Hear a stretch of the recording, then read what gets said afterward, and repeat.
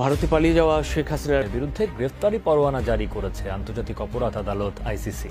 এক বিবৃতিতে এই তথ্য জানায় হেগ ভিত্তিক এই আদালত। ভারতে গ্রেফতার হয়েছেন বাংলাদেশের প্রধানমন্ত্রী শেখ হাসিনা। দেশের শত শত শিক্ষার্থী ও জনতাকে গণহত্যার দায়ে শেখ হাসিনাকে হুকুমের আসামি হিসেবে মানবতা বিরোধী অপরাধ ট্রাইব্যুনালে বিচার করার সুযোগ রয়েছে বলে এবার শেখ হাসিনার ভিসা বাতিল করেছে খোদ যুক্তরাষ্ট্র।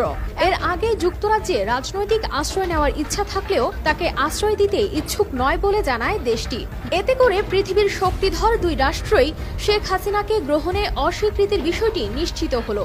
ভারতও তাকে রাজনৈতিক আশ্রয় দিতে অস্বীকৃতি জানিয়েছে। এই খুনি সরকার যে হাজার হাজার লোক হত্যা করেছে, এই সরকার নাকি আগরতলা চলে গিয়েছে পালিয়ে, ভারতে আছে। আমরা ভারতের জনগণকে আহ্বান জানাতে চাই, সরকারকে আহ্বান জানাতে চাই, তাকে গ্রেপ্তার করুন এবং আমাদের সঙ্গে ভারতের বন্দি বিনিময় চুক্তি আছে, অনতিবিলম্বে শেখ হাসিনাকে এবং তার বোনকে বাংলাদেশে প্রেরণ করুন।